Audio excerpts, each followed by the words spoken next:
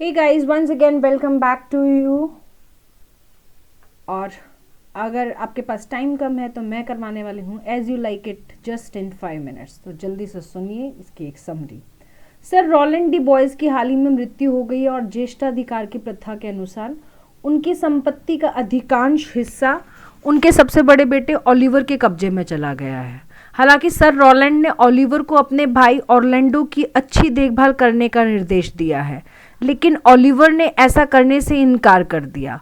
शुद्ध द्वेष के कारण उसने ऑर्लैंडो को एक सज्जन व्यक्ति, शुद्ध द्वेष का मतलब है कि पूरी तरह से पूर्ण रूप से द्वेष के कारण उसने ऑर्लैंडो को एक सज्जन व्यक्ति के लायक शिक्षा, प्रशिक्षण और संपत्ति से वंचित कर दिया। चार्ल्स, जो कि ड्यूक फ्रेडरिक के दरबार का एक पहलवान था, ओलिवर को एक अफवाह के बारे में चेतावनी देने के लिए आता है कि उस ऑर्लैंडो अगले दिन चार्ल्स को लड़ाई के लिए चुनौती देगा। अगर वह एक रईस व्यक्ति को हरा देगा, क्योंकि कोर्ट का रेसलर है, अगर उसको हरा देगा तो निंदा के डर से चार्ल्स ओलिवर से हस्तक्षेप करने के लिए विनती करता है। लेकिन ओलिवर पहलवान को आश्वस्त करता है कि ऑर्लैंडो एक बेईमान खिलाड़ी है जो जीतने के लिए हर संभव उपाय करेगा। चार्ल्स ऑर्लैंडो को पीटने की कसम खाता है, जिससे ओलिवर प्रसन्न हो जाता है।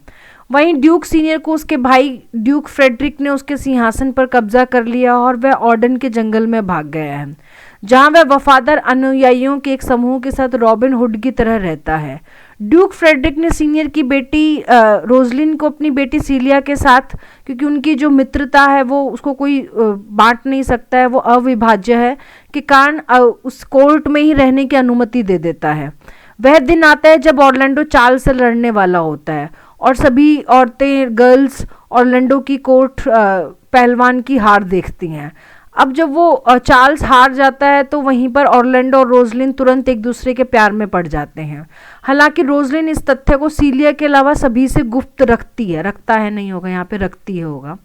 ऑर्लैंडो कुश्ती मैच से घर लौटता है, तभी उसके वफादार नौकर एडम ने उसे ऑर्लैंडो के जीवन के खिलाफ ओलिवर की साजिश के बारे में चेतावनी दी। अब ऑर्लैंडो अपनी सुरक्षा के लिए ऑर्डन के जंगलों में जाने का फैसला कर लेता है, बिना किसी चेतावनी की। ड्यूक फ्रेडरिक भी रोजलिन के प्रति हृदय परिवर्तन हो जाता है नेगेटिव सेंस में, और वह भी उसे कोर्ट से बाहर निकाल देता है। अब रोजलिन भी ऑर्डन के जंगल में भागने का फैसला करती है और सीलिया भी उसके साथ चली जाती है। जो रोजलिन और कोर्ट विदूषक टचस्टोन के बिना रहना बर्दाश्त नहीं कर सकती, तो अब सीलिया और टचस्टोन भी उसके साथ हैं। अपनी यात्रा की सुरक्षा सुनिश्चित करने के लिए रोजलिन एक युवा व्यक्ति की पोशाक धारण करती है और गैनीमेड नाम लेती है, जबकि नाम रख लेती है अपना, जबकि सीलिया एक सामान्य चरवाही की तरह कपड़े पहनती है और खुद को एलिना कहती है। ड्यूक फ्रेडरिक अपनी बेटी के लापता होने से क्रोधित है। जब उसे पता चलता है कि उसकी बेटी और भतीजी दोनों मतलब भाग गई हैं, ऑर्लैंडो के लापता होने के साथ साथ ही दोनों सेम डे पर हुए हैं, तो ड्यूक ने ओलिवर की तलाशी का नेतृत्व करने का आदेश दिया, ओलिवर को ऑर्डर दिया, और उसको ये भी वार्निंग दी कि असफल होने पर ओलिवर की भूमि और संपत्ति को जब्त कर लेगा। फ्रेडरिक ने भी फैसला किया कि अब अपने भाई को हमेशा के लिए नष्ट करने का समय आ गया है, और वह एक सेना खड़ी करना शुरू कर देता है। ड्यूक सीनियर ऑर्डन के जंगल में उन सरदारों के एक समूह के साथ रहता है जो स्वैच्छिक निर्वासन से चले आए हैं इधर। वह पेड़ों के बीच सरल जीवन की प्रशंसा करता है, कोर्ट लाइफ जो रॉयल लाइफ है उसकी उलझनों से दूर रहकर खुश होता है। ऑर्लैंडो यात्रा से थक गया है, वहीं ऑर्लैंडो जो है वो यात्रा से थक गया और अपने भूखे साथी एडम के लिए भोजन खोजने के लिए बेताब है, और वो ड्यूक के शिविर में घुस जाता है और बड़ी बेरहमी से मांग करता है कि वह तब तक खाना ना खाएं जब तक कि उसे खाना ना दिया जाए। अब ड्यूक सीनियर ने ऑर्लैंडो को शांत किया और उसे तब पता चलता है कि ये जो ऑर्लैंडो है वो उसके पहले पूर्व मित्र जो है उसका बेटा है, तो उसने उसे अपनी कंपनी में, यानी कि अपने साथ में लोगों के साथ रहने के लिए एक्सेप्ट कर लेता है उसको। इस बीच रोजलिन और सीलिया गैनीमेड और एलिना के वेश में जंगल में पहुंचते हैं और सिल्वियस नाम के एक प्रेमी युवा चरवाहे से मिलते हैं जो तिरस्कारपूर्ण फीबे की तलाश में रहता है। दोनों महिलाएं एक मामूली झोपड़ी खरीदती हैं और जल्द ही रोजलिन समान रूप से प्यार करने वाले ऑर्लैंडो में के साथ मिल जाती है। उसे एक युवा व्यक्ति मानते हुए ऑर्लैंडो रोजलिन को बताता है कि उसका स्नेह उस पर हावी हो रहा है, यानी कि रोजलिन का स्नेह उस पर हावी हो रहा है। अब गैनीमेड के रूप में रोजलिन ऐसी भावनाओं को दूर करने में विशेषज्ञ होने का दावा करता है, मतलब रोजलिन ही तो गैनीमेड है, और ऑर्लैंडो को प्रेम की बीमारी से ठीक करने का वादा करता है। यदि वह यह दिखावा करने के लिए सहमत हो जाता है कि गैनीमेड रोजलिन है, तो हर दिन उसे लुभाने का वादा करता है। अब मतलब वो उसको कहते हैं कि ये तुम्हारे दर्द की दवा है। ऑर्लैंडो सहमत हो जाता है और प्रेम पाठ शुरू हो जाता है। इसी बीच फीबे सिल्वियस को अस्वीकार करने में और अधिक क्रूर हो जाती है। जब गैनीमेड के भेष में रोजलिन हस्तक्षेप करता है तो फीबे को गैनीमेड से निराशाजनक रूप से प्यार हो जाता है। एक दिन ऑर्लैंडो गैनीमेड के साथ अपने ट्यूटोरियल में उपस्थित होने में विफल रहता है। रोजलिन ऑर्लैंडो के प्रति अपने आकर्षण पर प्रतिक्रिया करते हुए ऑलिवर के प्रकट होने तक व्याकुल रहती है, ऑलिवर के आने तक व्याकुल रहती है।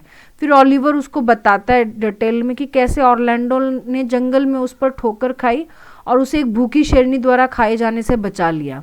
अब ऑलिवर और सीलिया, जो अभी भी चरवाहे अलीना के वेश में, तुरंत प्यार में पड़ जाते हैं और शादी करने के लिए सहमत हो जाते हैं। जैसे जैसे समय बीतता है, फीबे गैनीमेड की खोज में तेजी से जिद करने लगती है और ऑर्लैंडो यह दिखावा करते करते थक जाता है कि एक लड़का उसका प्रिय रोजलिन है। रोजलिन ने इस नाटक को समाप्त करने का निर्णय लिया। वह वादा करती है कि अगर गैनीमेड कभी किसी महिला से शादी करेगा तो गैनीमेड फीबे से ही शादी करेगा, और वह सभी को शादी में अगले दिन मिलने का वचन देती है। वे सभी सहमत हैं। शादी का दिन आता है और रोजलिन विभिन्न जोड़ों को इकट्ठा करती है। फीबे और सिल्वियस को इकट्ठा करती है, सीलिया और ओलिवर को करती है, टचस्टोन और ऑड्रे को करती है। ऑड्रे कौन एक बकरी चराने वाली लड़की है जिससे वह शादी करना चाहता था, और ऑर्लैंडो को भी करती है। अब पूरा समूह जो ड्यूक सीनियर और उसके लोगों के सामने एकत्रित होता है। रोजलिन अभी भी गैनीमेड के वेश में ही है। वो अपने प्रेमियों को उनकी विभिन्न प्रतिज्ञाओं की याद दिलाती है। फिर फीबे से एक वादा लेती है कि यदि किसी कारण से वह गैनीमेड से शादी करने से इनकार करती है तो वह सिल्वियस से शादी करेगी, और ड्यूक से एक वादा करती है कि वह अपनी बेटी को शादी करने की अनुमति देगा। ऑर्लैंडो यदि वह उपलब्ध होता है तो रोजलिन सीलिया के साथ निकल जाती है और अपना जो छद्म वेश है उसको चेंज करके आ जाती है, और दोनों ही जल्द के ही विवाह के देवता हाइमन के साथ स्वयं के रूप में वापस लौटते हैं। हाइमन समारोह में भाग लेता है। रोजलिन और ऑर्लैंडो, सीलिया, ओलिवर, फीबे, सिल्वियस, ऑड्रे और टचस्टोन, इन सब की शादी करवा देता है। उत्सव की शादी का जश्न और भी अधिक उत्सव की खबरों से मतलब और भी ज़्यादा हैप्पी हो जाता है जब ड्यूक सीनियर पर हमला करने के लिए अपनी सेना के साथ मार्च करते हुए ड्यूक फ्रेडरिक की मुलाकात एक साधु से हो जाती है, जिसने अपनी सारी सांसारिक चिंताओं को दूर करने और एक मठवासी जीवन अपनाने के लिए मना लिया है। अब फ्रेडरिक ने अपना तरीका बदल लिया और ड्यूक सीनियर को सिंहासन लौटा दिया है। मेहमान नाच रहे हैं और इस सभी से खुश हैं कि वे जल्दी शाही दरबार में लौट जाएंगे।